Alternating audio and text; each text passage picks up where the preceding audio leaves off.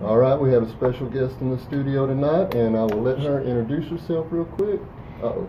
Hello, it's Phoebe. I'll go ahead and use my tagline, bringing nothing but good vibes and a fun time. There we go. And what is it you do, Phoebe? I am a professional wrestler. Cool, professional wrestler. And a professional hula hooper. I am also a stilt walker. I am just like a walking circus, so please book me. I'm very flexible with my booking fees if anyone's listening. How tall are your stilts?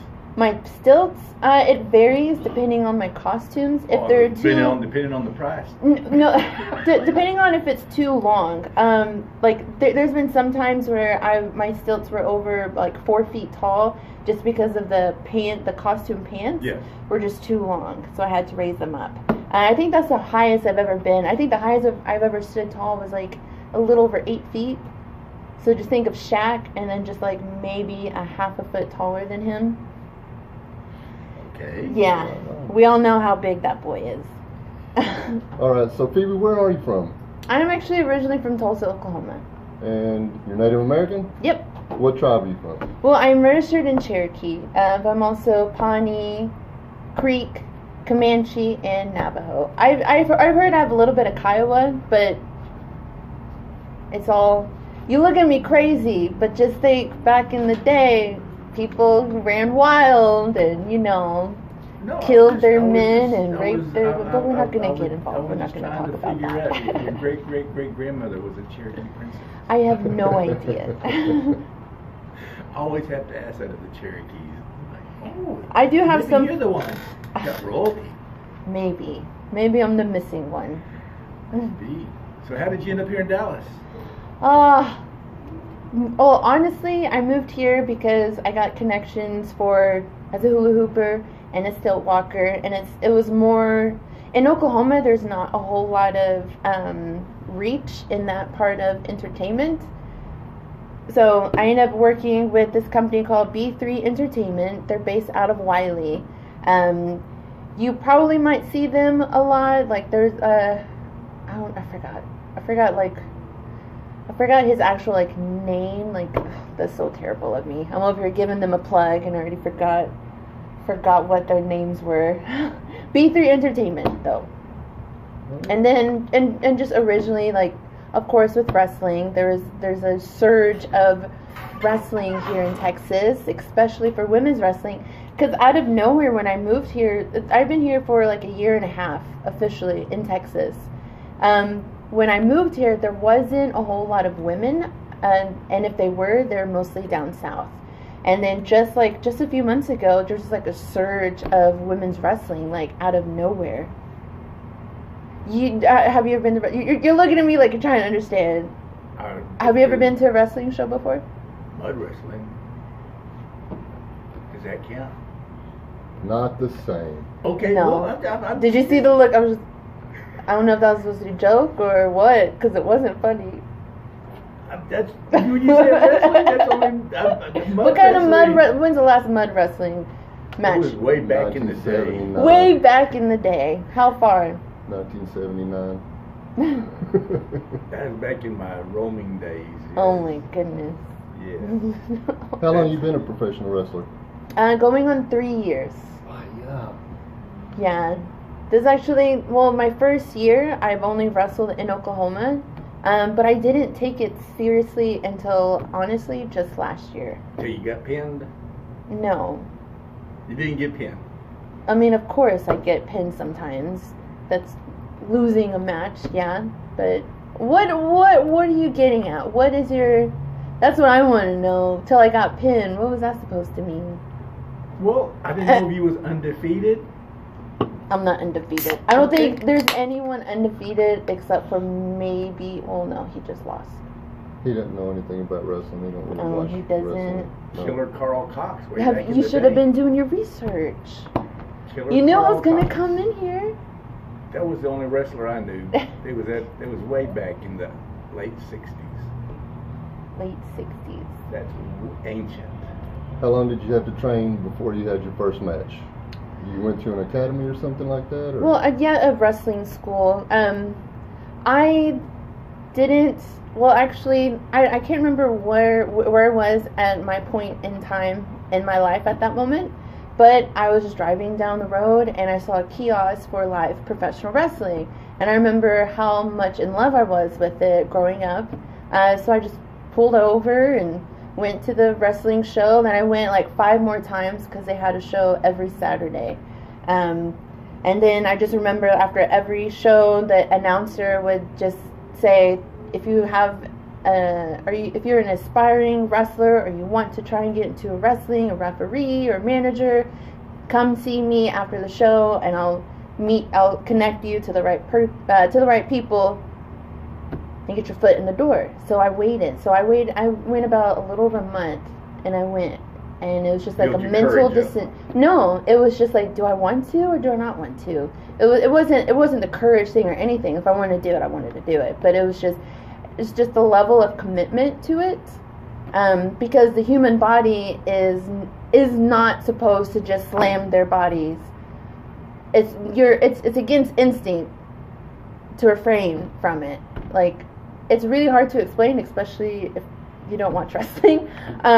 So I did, and honestly, there wasn't that many girls. I was the only girl. And this was in Tulsa? Yeah, this was in Tulsa. For about 3 months. I don't recommend it. Definitely go longer, please. I was just completely rushed in and threw in there, and I just wrestled in Oklahoma my first year. And technically, this is like my 2nd year, because I'm constantly wrestling and meeting new girls. So it's really fun. But yeah, 3 months. Hey, how are you doing, Cornelius? How many hours a week do you train now? You constantly train, is that right? You have to? Well, with wrestling, yeah, I probably do it about 2 nights a week if I can, and each time is about 3 to 5 hours, just depending on if I've already went to the gym, if I haven't, or anything like that. But like, I'm constantly practicing my hula hoop, because that's my real job. So I'm constantly doing that and still walking. And if I'm not doing that, I mean, I do have a real job, you guys. Yeah, so that's what I was going to ask. Do you have a regular 9 to 5 job? Well, it's not 9 to 5. It's mostly it's a temporary job now. I won't get too involved with it, but it's like overnight. So right. Yeah, because I'm moving soon. I'm very nomadic. Are you moving out of Texas or what? No, I'll stay in Texas. I've conquered North Texas, most notably the DFW area, so now my eyes are on South Texas. Moving south. Going to more humidity. That's okay, I love the summer. Me too. So you do hula hoop? Do you do like hoop dancing, like traditional hoop dancing? No. I've never even seen traditional hoop dancing. No. Oh, man. I need to, but no. They're doing pretty good. They're spoiled. Look that up on the tube of views. Gracious. Don't get me wrong, I've watched plenty of YouTube videos online, and it's amazing. Precious. I just never had the time. Go to a live? Or in a powwow. It's been like 5 years since I've been to a powwow. Oh my goodness, man. You need to get back in touch with your roots. I do. Don't make me feel bad. But then you also have to remember, a powwow is like 16, 18 hours. And I was like, it's a long time. If you don't... only like 10 hours, right? Noon to 10? UTA powwow? Well, my Cheyenne and Rapo powwow, they start at midnight and go to. I'm just asking about the UTA powwow because that's like local and it's like 14, 15 hours. It's only like 10 hours or something. To 9, yeah. I really do miss going to stomp dances. Those are always my favorites. For sure. Especially afterwards, and then we all get to play stickball, and then you can really see whose stamina is up because you've just been dancing all night and eating all night, and then here comes. Well, it's good to hear from you. Here comes morning time. Phone here in just a second, who's good at stickball? So, sure. What song would you like, Cornelius? Have you had any like concussions, broken bones, injuries? During my first wrestling match, I sprained my neck and spine. Thanks, Cornelius. And I was out for over a month. I got the special ice packets that you get at the hospital. One's right here on the front, one's on your back. My spine was bulging out this far. It was bulging out. I couldn't move. I couldn't drive. Couldn't breathe? I could breathe. I just I couldn't lift my arms every time up. You breathe. Yeah. I couldn't reach my arms up. I couldn't drive. I couldn't do anything. So I was out for over a month. My first wrestling match, and that probably should have been the telltale sign. That didn't deter you from continuing? Nope, I kept going. You're tough. I have been like knocked out, not to the point where I just like completely fall to the mat, but there has been a couple of times where I took a straight punch into the forehead and I just saw white and stars, and I just somehow finished throughout. But just recently, it's a rough life, man. Just recently, I'm going on date. Hit in the head in wrestling? Yeah, it's a real thing. It's a real sport. No. I mean, but wrestling is not supposed to be any blows, is there? You're not supposed to hit in the head. You need to go to a wrestling match. We need to take him to a wrestling show. Since like the 60s. Yeah, we need to go for sure. I'll take you. You'll be my special guest. How many wrestling suits do you have, outfits? Oh, I didn't get to finish. Oh, I'm going on day 15 with a broken nose. Oh, yeah, that's right. I forgot about that. She broke her nose. I broke my nose a couple of weeks ago, and then you wrestled like right afterwards, right? Yeah, I did. The next day, yeah.